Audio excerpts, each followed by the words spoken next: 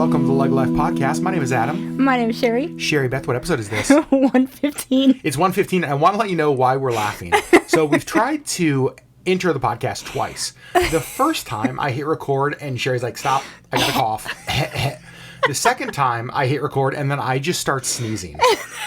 It has been quite a situation getting this one going so far. But third time's the charm. We got it. Third time is the charm. 115 episodes in. You'd think that we'd be better at this. We'd have our coughs and our sneezes out, but we Nope. don't. But here's the thing, though. We have put up over 1,100 YouTube videos, and I, most of the time, still feel like I have no clue how to vlog. Correct. I hit record, and I just look at the camera like, what do I do now?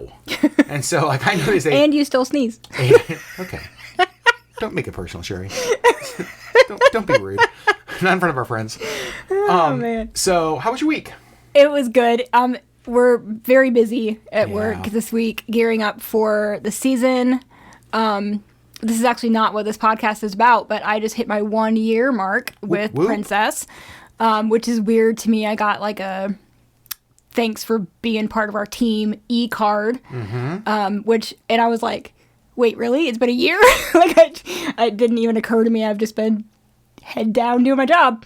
So, it's been really busy, but really good. Yeah, first cruise ship comes into Alaska, I think, next month. Gosh, Is that right? I think so, yeah. Holy Moses. So, yeah, you guys are right in the middle of all the craziness. Yeah, we are. My week has also been good. I feel like it has not been the last few weeks have been absolute just chaos for the most part, with some breaks. And this week has felt a little bit like the return to normal, which has felt nice. That's good. And so I feel like normal is returning, which I just love so much. My normal won't be until like October, but that's fine. Bye. See you at the end of the season, Sherri. Good luck. Hope you guys make. Thanks. Hope you guys make billions. So this week, again, this is not what we're talking about. No. I just want to do a little check-in here. But what we are talking about is the fact that there was a pretty big milestone of something just recently. Yeah, last week. Yeah, what's that? It has been 3 years since I got my diagnosis of exfoliative erythroderma. Now, many of you who have followed us on YouTube, if you've been with us for more than 3 years, will know this journey. If you only listen to us here on the podcast, or maybe you're new to YouTube, it may You're be... going to be like, what the heck is that word? What is exfoliative erythroderma? That's not real. So we thought that we would just give you a little bit of context, a little bit of backstory as we get started. And then we just want to kind of catch you up on 3 years in to this thing that will be a lifelong journey for you. Yeah, and this is really going to be like a 30,000 foot view. We're not going to go into detail because we do have a whole video about it. Yeah, in fact, I did see that if you go to YouTube and search exfoliative erythroderma, our video on it is the second video that comes up on YouTube. Oh, interesting. And it's one of the reasons I think, and we'll talk about this a little bit later, we still to this day get so many messages from that video. Yeah. And so, if you want the full story, you can go listen there. But just to kind of catch you up to why in the world this is a big deal, why this milestone is such a big one. Right.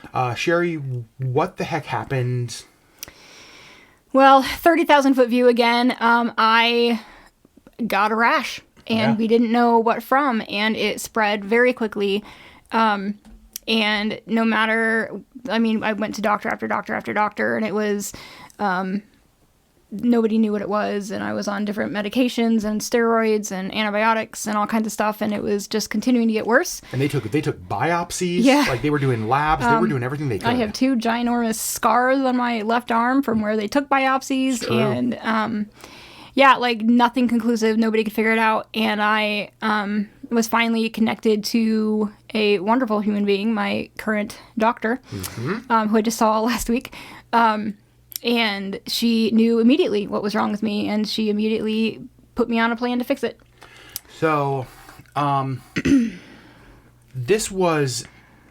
It's difficult to describe because I think that you said, like, I had a rash. And so you hear it's like, okay, what's the big deal? Like, well, it was a rash over 90% of my body, and it was solid. It wasn't just like a splotchy sort of thing. It started out splotchy, and it spread to the entirety of my skin from my chin to my knees. And the severity of this quote-unquote rash, it's fatal in the majority of people who have it as severe as Sherri did. About 67% fatal. And so it was, at the worst of it, like, we really didn't know if you were going to make it. So this was a really hard season because you were suffering. We had no answers, and it didn't feel like we could get answers anywhere. Yeah, because every doctor we went to was like, I don't know what this is. I'm so sorry. We're going to send you here, and they'll be able to help you. And then that person was like, I don't know what this is. I'm so sorry. We're going to send you here, and they'll be able to help you. And so what we're celebrating and kind of like looking back on this podcast is the 3-year anniversary of the day that we finally got some form of hope. Yes. There was a diagnosis. There was a diagnosis and medication that went along with it. So the medication, talk about that a little bit. So I am on for the rest of my life, unless they come up with some sort of crazy medical miracle, a injection of Taltz, which is basically a shield on my autoimmune system to prevent my body from overreacting like it did. So the way that it was described to us by the doctor was that Sherri's experience with exfoliative erythroderma was so severe that it essentially reset her body's immune system to where when there's a skin issue, a flare-up, a cut, anything like that, it now thinks that the appropriate response is to do what it did. Right, take me back to that 10. Yeah, that's right. So it doesn't start with a 1 or a 2, like your body jumps to a 10. And so Taltz puts up this barrier to keep it from doing that. Right. Over the last, so we've talked about this on YouTube. We did a 2-year update over on YouTube. And we thought this year we'd do it here on the podcast and not recap every single thing. Because like Sherri said, there are videos you can go watch. You can watch the entire journey, actually. Yeah. You know, I mean, there was a video I put out basically like asking for prayer. Just kind of like, would you guys pray for Sherri? We don't know what's going on, but like, we don't have answers and it's not good. Right. And I wasn't in a lot of videos from December to the end of February when I got this diagnosis because it was so bad that I didn't want my face on camera. Yeah. So I would like vlog myself and you would like, we'd hear your voice in the background. Yep. But, you know, we had lots of conversations about like, what are you comfortable showing? What do you want to show? What do you want to put out there? And then we just went with that. Yeah. Okay, we're 3 years in. Yeah. Have we had major flare-ups? Have there been setbacks? Are things still going in the right direction? Like, give us some updates. Yes and yes. Things are still very much in the right direction. So I have had psoriasis in some form or another my entire life. Always some kind of patch somewhere on my body. Yeah. And I remember the doctor saying that this would clear all of that up. And I was like, oh, cool. Okay. Like, my brain literally can't fathom what that means, but okay, maybe it'll, like, maintain some of the smaller patches, you know? You were very skeptical. Like, you couldn't even wrap your mind around that thought. Correct. Because I was 39 at the time, so in 39 years of life, I'd never not had some kind of psoriasis somewhere on my body. Yeah. And so I was like, cool, like maybe it'll, you know, help maintain it so it's not so bad. No, it got rid of it and it's crazy to me. So it's really weird. So yeah, like there's still a part of me that's like, is this real? Like I don't know what to do with my body. Yes, I have had flares. And we're not going to get into all the medical issues around that, but I've had flares where for one reason or another my body is like, hey, let's go party. And this medication, I know, this medication is like, no, ma'am. And so it really does put the block up. I mean, my body really, really, really wants to flare. And I always get worried when I do start to have a flare because I'm just like, oh, is this where the medication stops working? Because my doctor did say that is a possibility and then we'll switch to something else. But so far it's been working and my body really tries to flare and the medication stops it from getting bad and then it goes away. Everything is doing exactly what it's supposed to be doing. Right. But I think that one of the things you just said, and it's interesting to me because I've seen this in you, that even 3 years in, when a little spot develops, there is this like tenseness of like, oh God, is it coming back? Yeah. Because it was... And maybe we'll talk about this now. It was so miserable. I don't think we could possibly over-exaggerate what you went through. And Right. so like now you get like a little spot on your arm or on your like. I had a spot on my nose, like right up by my eye, that would not go away. Like it was the size of my pinky fingernail. Like it was tiny, tiny, and it wouldn't go away for like 3 weeks. And I was like, this is it. This is where it comes back. And I was just like, oh no. But like genuine anxiety and like Right. fear. And I was probably the only one that could see it. I mean, I don't know. It probably looked like I'd worn glasses. Right. Like it wasn't that bad of a spot, but like it would not go away. Yeah, but and I you was just knew. like, but I knew. And it was 3 weeks of this anxiety of like, is this it? Like, did my medication stop working? Like, what do I do? You said something earlier today as we were talking about this that I hadn't heard you word it like this. Mm-hmm. And I just feel like I know that you've struggled to find words to communicate what you went through and what it has, like the new lease on life you feel since then. Yeah. And the way that you said it earlier today was, in my opinion, the best and the most clear to help me and hopefully others understand. Yeah. I'm going to have to try to remember how I said that. So I should have written it down. Well, okay. So a little bit of backstory on that. So I have had chronic pain my whole life. I have EDS and other comorbidities that go along with that. So I feel like I have a pretty high pain tolerance, because I'm always in pain.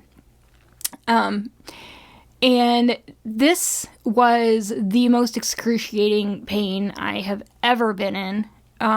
I don't think that I've broken bones. I've cut myself in horrible ways. You are, I will say, one of the clumsiest people I've ever met. Which is super awesome when you are fragile but to lots begin of with. injuries come with that. So, Lots of injuries, right?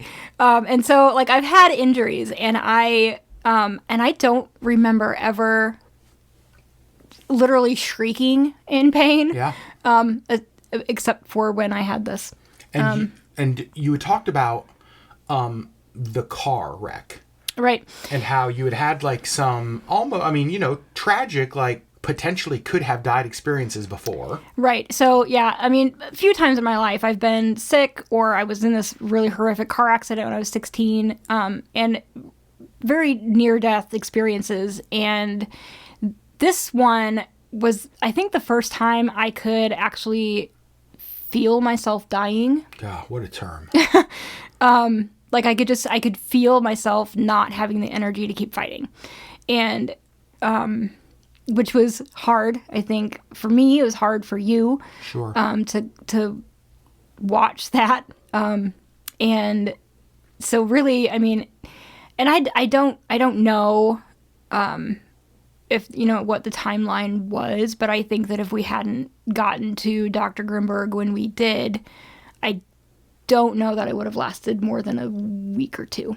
Yeah, it was, and we've alluded to this in past videos and stuff. We've never gotten into it like this. One of the hardest things for me, while seeing you in excruciating pain, and when you say shrieking in pain, that's not a figure of speech. Like, you literally were in so much pain that you, like, I couldn't help but cry out. Yeah, right? like shrieking in pain. It was an involuntary completely scream. And so as hard as it was watching you in that much pain and being able to do nothing else, nothing to help you really, I think the hardest thing to watch was that, and I think the best way I could describe it is it was like a light going out. I was just going to say that. You could almost see the light in my eyes. It was like out. It was like and it wasn't a she's giving up kind of thing. That was the thing. It's not like, well, Sherri's given up. Right. It was just this snuffing out of the fight. And right. And I definitely remember thinking, if we don't get an answer soon, I don't, just like you said, I don't think Sherri makes it much longer. Right. And, now that, like, with the diagnosis and being able to read into what all that entailed, it makes sense. My body was shutting down because It was fighting so hard. My heart was fighting so hard to keep the blood flowing, and it was really rough. It was really bad. But I think that and I think what I said before was like, because I could actually feel my body shutting down, and then having this medication that really, I mean, within hours started working. Yep. And days was like a noticeable difference after months and months and months of what the heck is this? I think that it has, like, the way that it has changed my outlook on life and my literal psyche. Yeah. I think the podcast is where we can get a little more free. Okay, just so you know, I am so concerned right now because I have no idea what she's about to say. I ran out of fucks. I did. That is true. There's a big piece of my past where I was very, I don't know, doormatty. I don't know. I don't know a better word for that. And I just don't allow it anymore. Yeah. And I don't allow people to treat me like shit. I don't. And I will call them out on it, and I will walk away from a situation where I'm just like, nope, you're not worth my time. Do you feel that was because, and it's one of those things where, you know, you have an experience like this where you feel yourself dying, Mm-hmm. And it just puts everything into perspective, and it's like, you know what? I've spent way too much of my first life, Mm-hmm. you know what I mean? Like, Yeah. being that, and so, like, this second chance, things are going to be different. Yeah. Huh. Yeah, like, I'm just not going to allow it anymore. Like, I'm worth fighting for myself, I think. Yeah. And I didn't feel necessarily like I was before. That's so good. Gosh. So it changed my outlook. And, you know, I mean, we've talked about this a little bit. Like, it wasn't, I'm trying to think. It was probably right around a year-ish later that we were like, what do we vlog for tonight? I was like, let's go get me a nose piercing. Let's just do it. And you were like, wait, what? And I mean, it's just one of those things that, like, I probably since high school, like, I've wanted to get my nose pierced and didn't have the guts to do it. Or, you know, I had people that were just like, you shouldn't do that. Good Christian girls don't do that, whatever. Yeah. And I was just like, fuck all of that. And I went I got it. Like, within a couple of hours of saying, let's go do it, I had a nose piercing. Mm-hmm. And I think, and it's that kind of stuff. And like the tattoos, like, I've wanted to get a tattoo forever, and, you know, I now have 6. And so it's just, I don't know. I think that the way that it changed, my general outlook on myself and how I approach life was, probably the biggest thing to come out of. I mean, my health is obviously pretty big. But yeah, I think that was a pretty big thing.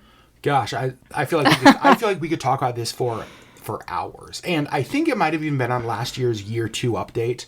We did talk a little bit about this over on YouTube. But the change that I have seen in you, there is for sure the physical change. Again, I've never known you without psoriasis or eczema breakouts and spots and all that. Somewhere, right? Always somewhere on my body. And now that's gone. So there's noticeable physical change. But the change that I've seen in you emotionally and psychologically and spiritually has been, I think, the biggest change. Yeah. Because it really was like watching somebody who was almost done and then gets the second chance and is basically just like, I'm changing everything. Like, right. I mean, it's like, burn the ships. Like, there's no going back to the way I used to be. Right. And it's been really cool because I have, and I tell you this a lot, I hope, that the person that I see you today is a more true version of who I think you really are than you've ever been. And you just continue to step into that. Right. Knowing that may be uncomfortable for some people. That may be awkward. Some people may not like that. Mm-hmm. But you spent a long time, almost 4 decades, making decisions based on the approval of others, the appearance of others, the desires of others, and you're just kind of done with that. Yep. It's super inspiring. It's super inspiring to watch, and also horribly annoying is your husband. Man, where did sassy Sherri come from? Well, I know. The thing is, you have actually been an inspiration to me because I see you do that, and I see you just not take crap from anybody, and you don't roll over and let people walk all over you. And there's always been a part of me that has seen that in other people and just been like, oh, I wish I could do that. And now I'm just like... And you're doing it. That's the thing is you are I'm doing it going to do it. It makes me uncomfortable. I'm not going to lie. Yeah, I actually see that as well. And there are still times that I back down when I probably shouldn't, because I'm still teaching myself how to stand up for myself. But I don't know. It really gave me a new lease on life. And I think that a big, big part of that was because I did not know that if I was going to make it through it. Yeah, you came out of that a dramatically different person. And I mean that as a compliment. That's not I'm glad that you're not like, ugh. You now guys. I'm stuck with her for the rest of my life. Can I get the old one back? This one? No, thank you. No, I love it because like, I don't know. I just think it's been super inspiring to watch. And I think that most people go through their life being what you were. And it sucks that it took something like this to like move your hand to change. But I'm thankful that something like this happened if who you are today is what we get from that. Well, thank you. and I think, you know, in the middle of it, we've talked some about this, it can be hard to know what to say to people. It can be hard to know how to bring comfort. And especially from like church circles or Christian circles, a lot of times like you get Bible verses lobbed and it's like, oh, like God works everything together for the good. And it's like, yeah, but right now really sucks. Like, yeah, but it's not good. And so in the middle I don't of care what good comes out of this. I need it to stop now. That's right. I'm suffering. And so like, I don't care about the future good. Right. But now that we are 3 years down the road, you and I have talked about this. We're getting to the point where we are actually starting to see good that came out of this. Yes. And we're not going to go into all of that because some of that we've talked about in past videos over on YouTube. Even like the fact that you have Ehlers-Danlos syndrome may have saved your life. I think it was a big part of it, yeah. A big part of it, which is crazy. And so there were just a million little things along the way that looking back on it was like, holy crap. What a miracle, literally. Right. But there are just like there's lots of good that has come of it. And I think that you have to get far enough down the road to where you can actually look back and start to see that stuff. I agree, because I think that at like the 1 year mark, it was still sort of like unsure that this was going to take, and still very much in like the trauma brain of when is the other shoe going to drop? Like, still kind of holding our breath, like, because it was so bad for so long that, you know, even a year in, I was still just like, yeah, but we're not out yet, you know? And I mean, we were, but like, it didn't feel like we were. And so I think it's, even at the 2 year mark, I feel like there was still some like disbelief, like, we'll see if it works, you know? But I feel like now that we're 3 years in, I'm like, oh, it's working. It's working. It's working. And I feel like I am a different person than I was 3 years ago. You're a different person than you were a year ago and 2 years ago. And we're still seeing those things. We just recently cleaned out, we did like a purge in our bedroom. And one of the things that you purged was just like this container of lotions and makeups and just kind of different body and skincare things. And one of the things that we found, and this was like one of those, I don't know, it felt milestone moment almost to me, was we found this tube of hydrocortisone cream. You guys, Sherri used to live on hydrocortisone cream. When I say that, like every time we would go to Costco almost, we were buying the new pack of 3 tubes. Because Four tubes. 4 tubes in the box. Because you were going through it all of the time. I bet we bought that box from Costco once or twice a month. Oh, I'm sure. Yeah. And I went through 4 tubes in the 2 weeks or so. Because it was the only thing that would kind of touch like your psoriasis and eczema stuff. Right. And so you lived on it. It was just a constant routine in our house. And it had been since high school. Like that's when we kind of discovered the hydrocortisone, and it was like, oh, this is something that almost kind of pretends to work, so we're just going to press into that. And so we're purging our lotions, and I pull out this tube of hydrocortisone cream that it has just like dust on it because it hasn't been touched in years. Right. And it was one of those moments just like, holy crap, we haven't bought this in 3 years. Right, yeah. Like, this hasn't been touched in 3 years. Yeah. And I don't know why, but that tube of hydrocortisone cream to me was just such an illustration of how much has changed. Yeah. Because that was what you lived on, essentially. Mm-hmm. Yeah. I mean, that kind of stuff. And honestly, like, I purged a lot of lotions that had been sitting in that box for 3 years, that we had bought to try and didn't really work. So it went in this box and, hasn't been touched in 3 years. And I'm like, it's going to the trash. Like, cause I'm not going to use it. I don't need it. And it's crazy to me. There is still a big part of my brain that's like, oh, but maybe we should hang on to it. I don't know. It might come back someday. What if it stops working? What if? Yeah. And I do think that that's part of trauma, that when you go through something like that, there is always this, I'm one step away from being right back in that place, right? One thing away. And I want to be prepared. And I'm not going to lie. I mean, I need to drink more water as it is, but like everywhere I'm at in our house, I have a bottle of water next to me still. And it's because when I was really in the worst of it, I had 8 bottles of water sitting on the table next to me at all times, because I was drinking it so much just to try to keep myself hydrated because my skin was drying out so quickly. So I would go through 8 of those in a few hours and refill them. Yeah, it was insane. And so now I have one by the chair in the living room, and one at my desk in the living room, and one by my bed, and like on my side of the bed, and one literally sitting in front of me. Right. Like I in our studio, like where we're recording, like I always have water near me, which is probably a good thing. Sure. But that is a trauma response, honestly, because I didn't used to. I didn't used to have water next to me at all times, but there's a piece of my brain that is like, but if I'm not constantly hydrating, it's going to come back. Yeah. Yeah. Thanks for not dying. Hey, you're welcome. You always give me crap about it. You're like, you try to die more than anybody in my life.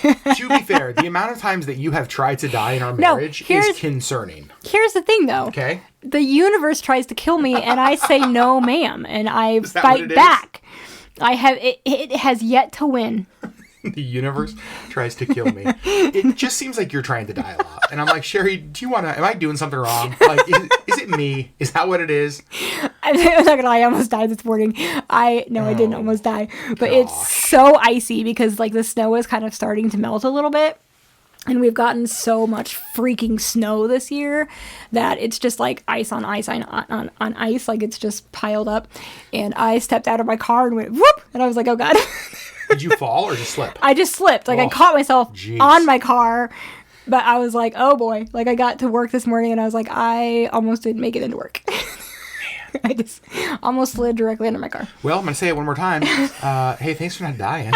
You see what I have to deal with? It's constantly this. It is every morning I wake up and it's like, I wonder how many times Sherri will nearly die today. At least 8. Yeah, probably. Overall, I mean, we've talked about the change in you as a person. How are you feeling? Not even just like, oh, emotionally I'm great. Just like, how do you feel? I do feel much better. So some of the bonus side effects of the Taltz is it helps with inflammation. Yep. Which is a big part of EDS. It's in inflammation in my joints. And so it definitely helps with that. I can always tell when I'm like 3 or 4 days out from my next injection because my body is like, we need our next fix. Give it our next fix. Yeah. And it kind of starts to like freak out and I start to get achy. And that's usually when like spots might appear. Yeah, it is interesting. There's always something. It is interesting to watch because your body really is on that almost like dependent cycle. And you can tell when it gets to those last few days before the injection. Yeah. So to the point that I've almost reached out to my doctor a couple of times because it's like I'm on a 28-day cycle right now on my injection, and it's usually like day 21, 22 that my body is like, are we almost there? Are we almost there? Yeah. And I've almost, like, I've been real close to reach out to my doctor and be like, should we move this up to like every 3 weeks? like every 21 days instead of 28 days. But I don't want to do that. So. Yeah, and there have been a couple times that there have been big flares, and the conversation went, I think we talked about this before, the conversation went to, what if we added a second injection this month? But what we've been told is that if we add a second injection, essentially that's what her body will become accustomed to and reliant upon.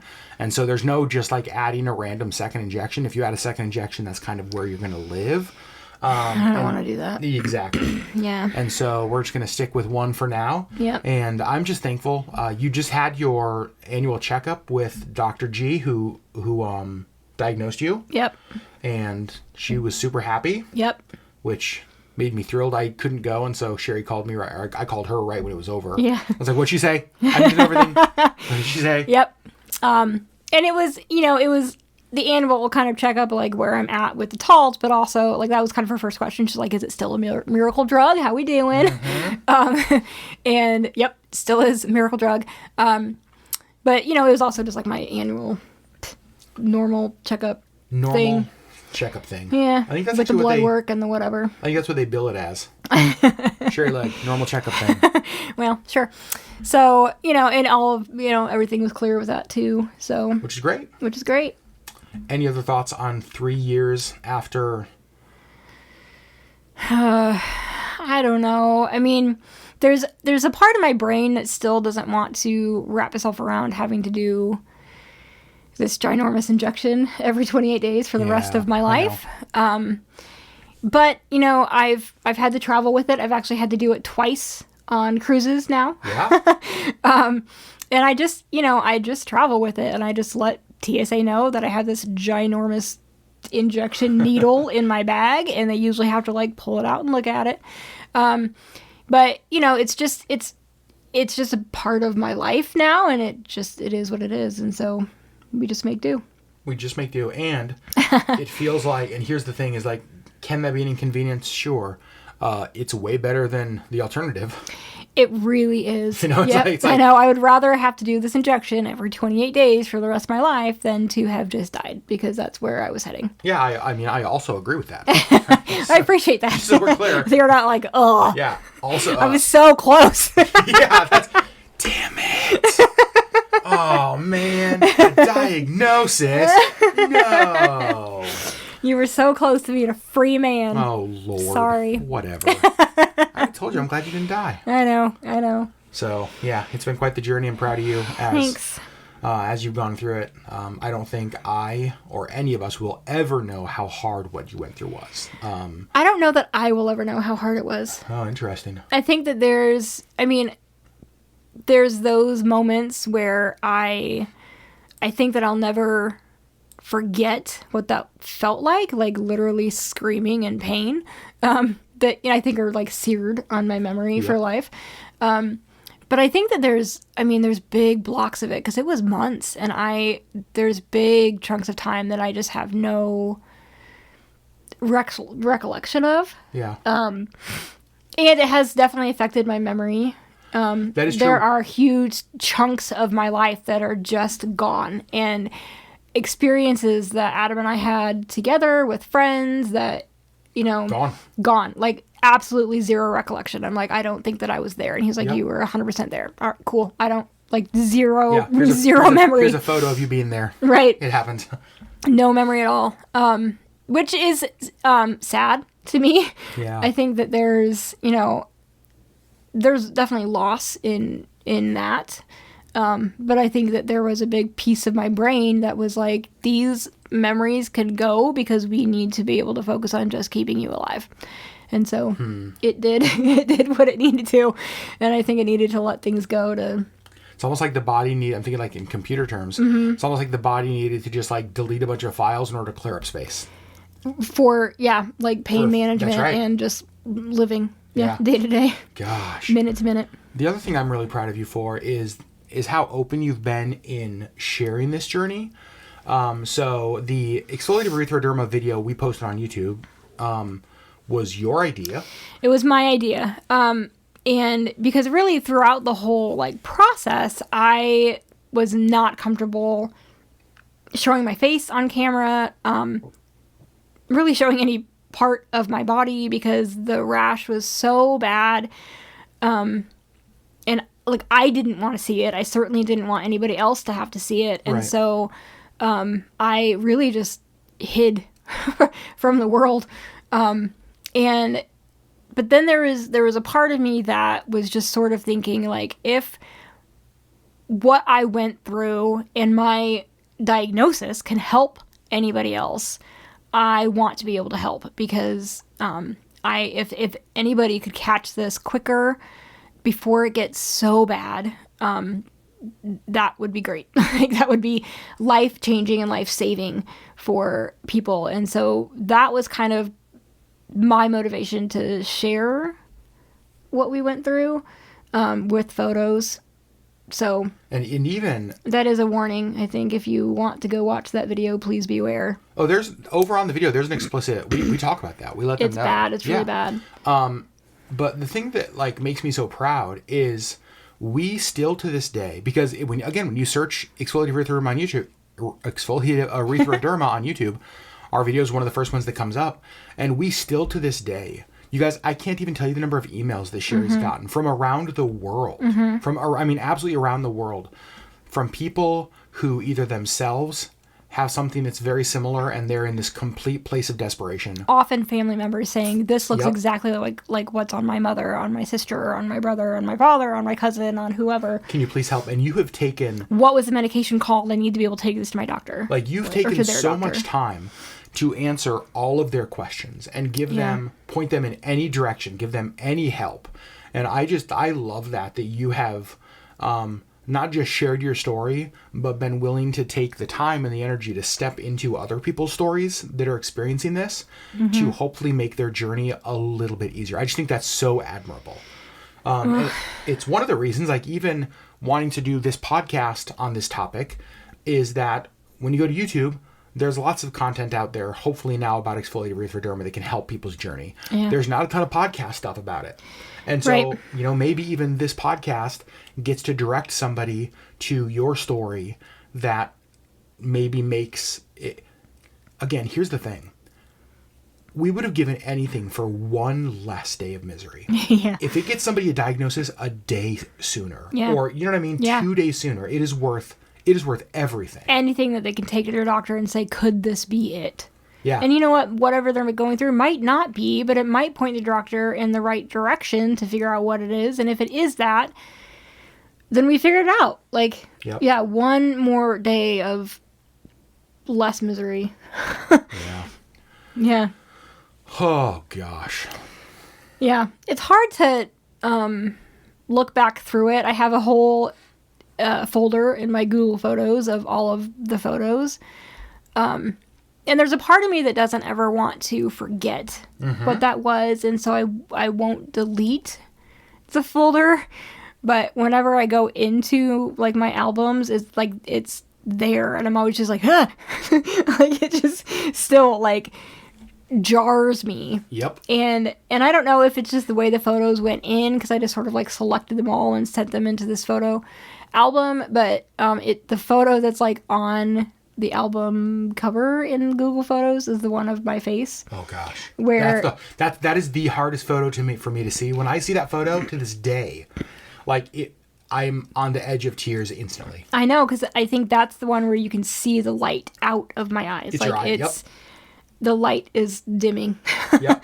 And it's hard for me to see. I know it's hard for you to see. Yep. I think in the video, that's where you actually got choked up. Oh, 100%. And I just had to, I had to plow through. Like, it's really hard to see, and I don't know if I can, like, rearrange my photos. So that's like, not what I see every time I open up my albums on Google Photos. But, I mean, it's a traumatizing event in my life, but I think that there's a piece of me that wants to never forget what that was, what that experience was, so that I don't go back to who I was before that. That's where we're going to end the podcast, because, like, that was, That makes sense. It makes the most sense. Yeah. Like that is the perfect like summary and the perfect ending on like oh my gosh. Are you kidding me? Jeez Louise. Again, thanks for not dying. I love you. I love you. So you guys, there's no questions I don't think we have on this. This really was just kind of an update. Thank you to all of you who have subscribed to us on YouTube, who listen to the podcast. Yeah. We looked earlier today. We're almost at 90,000 listens to our podcast since we started this thing. That's exciting. You know what? I do have a question. Oh gosh. And I think that it harkens back to what we were talking about, like the reason we put the video up, and the reason we wanted to do a podcast on this. Okay. If you are experiencing something like this, or if you know somebody who is experiencing something like this, please don't hesitate to reach out. We will answer questions as we can, but there is, obviously, we're not medical professionals. Yep. We can only base things off of our own experience, but if you have a doctor who is just baffled by what's happening, maybe you could take this to them. And so don't feel like you can't reach out to us with questions.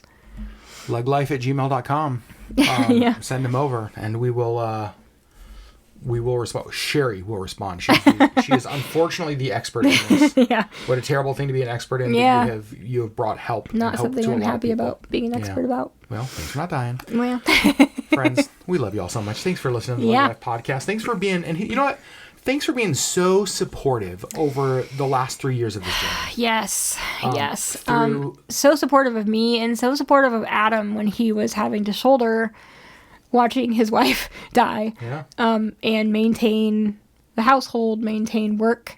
You were still working and keeping me alive as much as possible. So well, I appreciate you. Thank you. It must have worked. Yeah, but I know how exhausted you were. Yeah, it was. That maybe that's something that we should talk about someday. Is kind of the weight again. Maybe we did already. I don't remember. Kind of the weight of a caregiver in a situation that could potentially not have a good ending. Yeah. Because that's real stuff. Yeah. Friends, we love you so much. Thanks for listening to the LeggLife podcast, and we will see you next week. Mm-hmm. Bye. Bye.